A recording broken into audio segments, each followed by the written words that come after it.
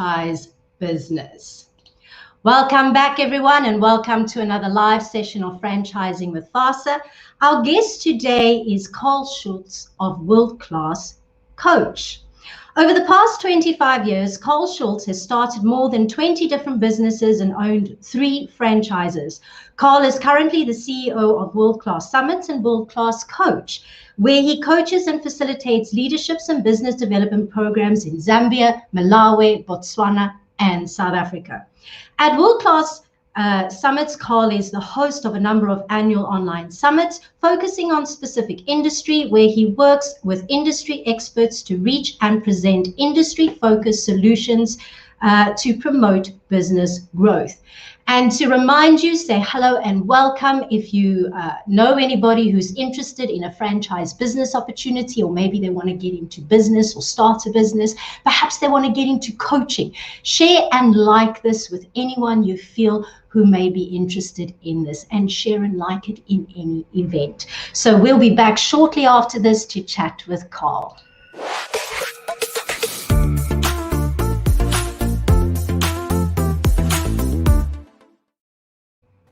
Hello, Carl. How are you? Hello. Well, thanks, and yourself? I'm good, thank you. So you're part of World Class Coach, and we're going to be talking about business and franchising and how to develop a world-class franchise business. Just once again, a reminder out there to everybody who's watching this, please say hello and give us a welcome, or say hello, tell us where you are, or hit the share and button so that we can share this with people who are interested in franchising or interested in a coach business. So tell us, Carl, what made you decide to become a consulting coach? Thank you, Romney. Yes, that my journey goes back a number of years. And like you said in the introduction, I've started and owned many businesses. And what I realized is every time I sold a business, the deal maker in selling the business was that I would walk with the new owner for 6 months. I would coach them for 6 months and like lead them into how to run the business properly and what we were doing, and help them grow.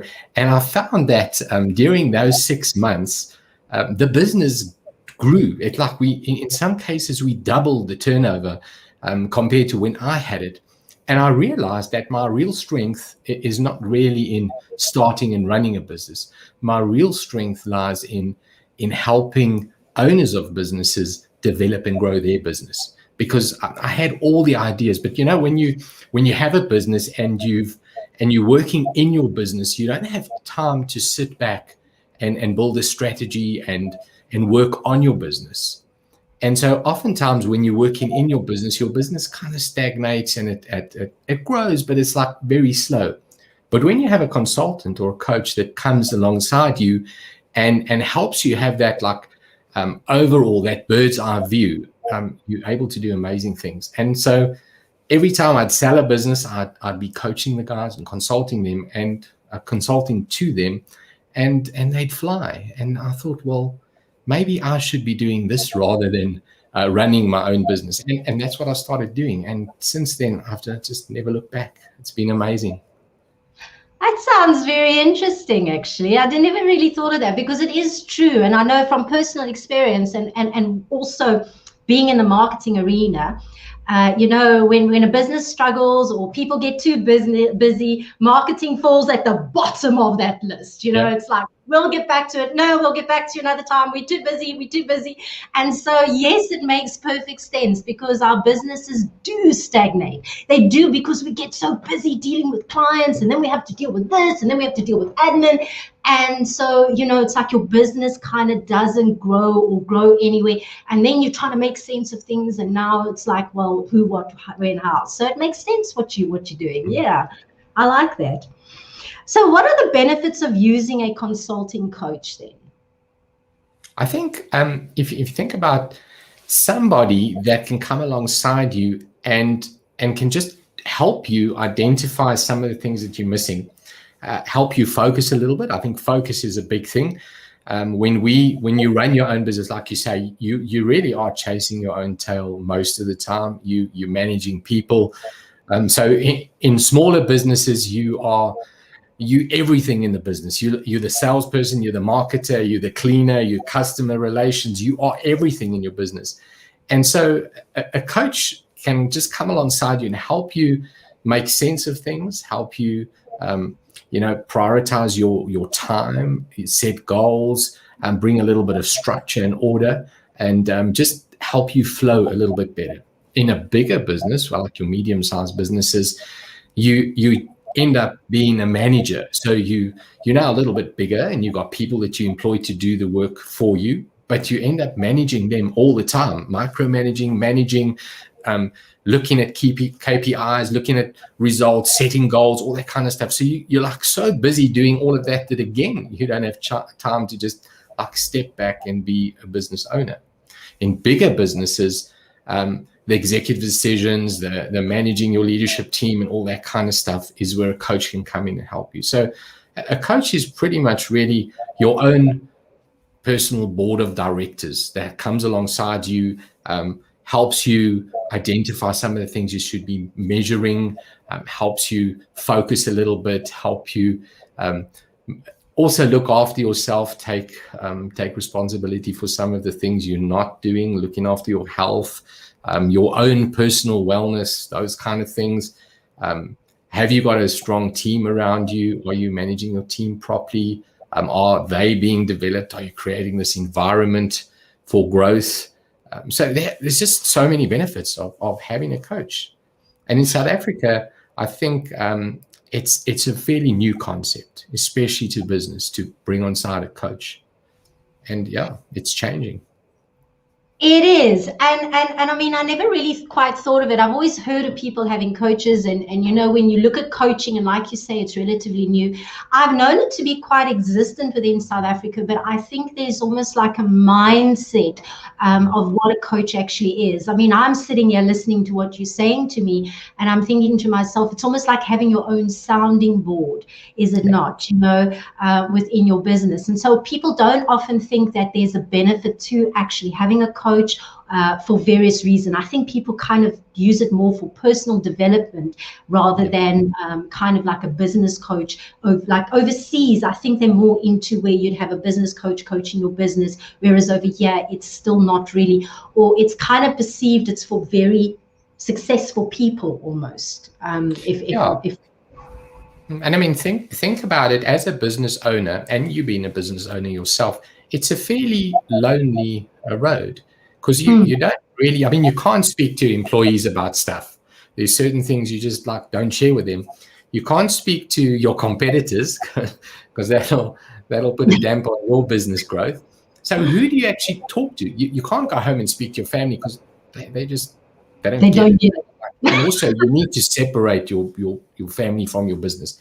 So who do you actually talk to? Who do you bounce ideas off? Who do you talk to when you're feeling frustrated and angry, or when you lose it at work because of something that staff members have done, or you lose it with a customer? I mean, I had that a number of times because, I mean, that idea of the customer is always right. That's like nonsense. But we lose it sometimes. And who do you talk to? Who do you debrief with? Who do you bounce ideas off? Who do you share experiences with? You are only as big as the world you've been exposed to. And if you're living in isolation, only exposed to your own ideas and your own environment, how do you actually grow?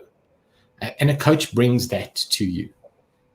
Absolutely, I like it. Yeah. So in my online marketing business, I also kind of just listening to you would function as that coach. Yes, I do the marketing side of the business, but more often than not, guys would come to me and ask me, because I as part of my business, I have to look at future trends. I have to look at what's happening currently, and what I have observed is that a lot of businesses do not have time to spend researching, so they wouldn't know that they need to adapt their businesses, or this future technology is coming out. So when something does happen, they're like, oh my goodness, what's going on here? Because now technologies have changed, things have improved, and it's almost like their business starts falling behind because they're so busy in their business, they don't actually have time to research customer needs, customer changes, customer technologies that's coming into play, because we always have to evolve and adapt our businesses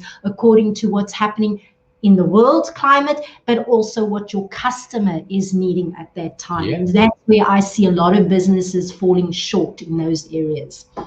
Absolutely. Absolutely.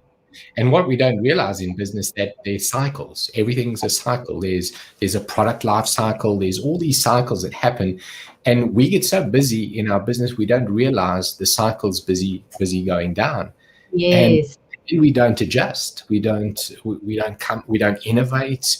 We don't come up with new ideas. We don't, like you say, doing a bit of research and that kind of stuff. And when you look again, it's too late, and it's difficult to recover when it's too late.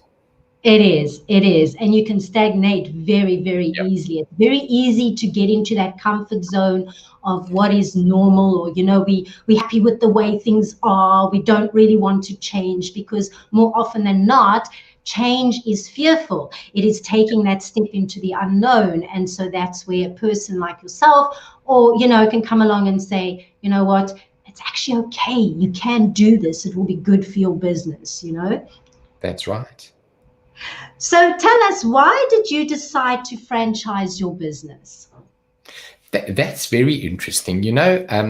When I moved over into the coaching field and we looked at business coaching, we all know the statistics that are out there about how many businesses fail, and it's upwards of 90% of all businesses fail within 5 years. And if you look at that, and I looked at the statistics, and when I owned the Vodacom franchise, I looked at the difference between franchises and normal businesses, or a business that you would start. And I noticed that upwards of 75% of franchises succeed. So 75% plus of franchises succeed, 90% plus of businesses fail. So that kind of just showed me something. And then I looked at the difference between a franchise and a normal business. And the difference really is systems. So it's tried and tested systems. And when I looked at my coaching business and the stuff we started putting in place, and like you said in the beginning, we do online summits and we focus on specific industries. So we've done online summits and conferences for the coaching industry, for the speaking industry, for consultants. And when I look at those guys, and I see that a lot of these guys are brilliant consultants, they're brilliant coaches, brilliant speakers. They're really good at what they're doing. Even we did a dental summit and we did the veterinary summit. The guys are good at what they're doing, but they don't have systems and processes in place. So when I looked at my business and I looked at the coaches that we're working with, they also don't have systems and processes in place. And the cost for them to go and develop the systems and processes, put them in place in their business, is astronomical. In fact, it outweighs the cost of just buying a franchise. And so I started setting up these systems and processes in my own business and sharing them with other coaches and other consultants. And then I realized that they would do a lot better just buying a franchise. So I was approached by a couple of guys saying, you know what, can't we just buy your whole operation and then we work together on that? And that's where the journey started of franchising the whole operation. And we started franchising. We launched this, and we've done it totally different to what anyone else is doing it out there. Nowhere in the world are they doing the franchise coaching model the way we are, where we're tapping into different strengths. And our coaches in the different sectors don't actually compete with one another like the different franchises. We actually complement one another. So our coaches have different strengths. We work together. We form this synergy kind of system where synergy is the strength of the whole is much greater than the strength of the individual. And so that's just worked for us. And the franchise model has just been amazing. And together we work on systems and improving what we're doing and putting these systems and routines and processes in place that make life a lot easier. So we can be coaches and we don't have to worry about the back end. The stuff happens because of what we put in place, and we can focus on our strengths and what we're doing well. And that's what I'd advise people to do in their business as well. Focus on your strengths and automate as much of the other stuff as you can. And you be the best you that you can be. Your talents, your strengths, your purpose that only you can do. Operate in that and do that, and let the systems take care of themselves. Yeah, a lot of people like to, especially when they start out businesses, and I know I'm guilty too myself, is we like to do things all by ourselves, thinking that we're saving money. And it's not really saving money, because you got to look at the amount of time that you're allocating to spending doing what it is you're doing. And, I read a beautiful post the other day on Facebook where they said, it took me years and years and years to do what I'm doing for you in 30 minutes. And that is very true, because, Yeah. I see some people, it will take me literally a few minutes to do where it will take them a long time to do. So, try and automate as much. I know finance and budget can be tricky and it can be tight, but try and see how much you can outsource to other people, because it does make a difference. It relieves that stress in your business. But I'm sure, as Carl would share with me and agree with me, it also allows you to be able to be a little bit more creative and draw within your strengths of your business. Would you say that is true? Absolutely. There's a thing called OPT and OPS. So OPT stands for other people's time, and OPS other people's skills. And we utilize that in our business, because I would much rather buy somebody else's time at a premium than use my own time to do that specific task, especially if it's something that's not my strength. And other people's skills. I mean, for me to go and learn something, it's going to take forever. I can't afford to pay myself to learn those things that I'm not supposed to be doing. I'd rather pay for someone else's skills. It makes absolute sense. I agree. And you know what? When we're looking at the laws of attraction and the laws of abundance, by actually paying someone else, you are giving back into the universe. You are giving back into that law of attraction. So you're keeping the flow going, which is always good. I just want to say good morning to everybody. Wakila's saying good morning. Eva's saying good morning. Tabalojo and Ronnie, good morning to all of you out there. Thank you for watching. If you've got any questions, do let us know. Coaching is such a vital aspect. You don't have to just use it in business coaching, but you can also have personal coaching. Often in life, especially when we're looking for business opportunities or we're looking for career opportunities, we often don't always know what it is we want to do and which direction we want to go in. And sometimes, more often than not, when you collaborate and sharing and exploring with another person, you would go, oh, that's an option. I didn't know that was an option. So that is where Carl's team can help people get direction in terms of, especially when you're working with a coach. So I've got one more question for you. What is the one thing that we can do now that will give you the greatest return or growth for success in business people, for business people? So what can someone do today that they can implement? When I started this journey of business coaching, I took a different stance. I said, instead of looking at what people are doing wrong and why 90% are failing, I said, let's rather look at the 10% who are succeeding and what are they doing right? What are the other 10% of businesses doing that the 90% are not doing that make them succeed? And there's a number of things. There's about 10 or 12 of them, and I'll share them with you later. But the number one thing that businesses that succeed are doing right is that they have a strategy. They have a strategy in place to grow. So that sounds quite broad and complicated, and how long is a piece of string? But it's actually not. A strategy is really where you just sit down with a number of people, and it could be yourself and your team, 1 or 2 or 3 or 5 people. It could be a group of peers. It could be a synergy room, like we run synergy sessions, where you're just brainstorming around coming up with ideas to grow your business. So putting some kind of a strategy in place. And it doesn't have to be complicated. You spoke about the law of attraction and all these different laws, but there's also the law of common sense. And the law of common sense just says that most of you know exactly what to do in your business to grow your business. I guarantee you that if I sat with you for about 10 minutes and we chatted and we bounced some ideas off each other, I guarantee you that you'd come up with the most amazing ideas to grow your business. And there's something that happens when you sit around a table with different people, so 2 or 3 people or 2 or more people. So there's my wisdom and there's your wisdom. But when we throw ideas at each other, there's a combined wisdom that far outweighs my wisdom on itself and your wisdom by itself. There's a combined wisdom that comes into play there, where we come up with ideas that are like, I would never have thought of that. You would never have thought of that. But together we came up with a strategy. So for me, if there's one thing that you should be doing in your business right now, it's putting a strategy down on paper, a strategy to grow your business. And it doesn't have to be a complicated, it could be 3 steps. It could be, what are the 3 things that I'm going to do in the next 6 months to grow my business?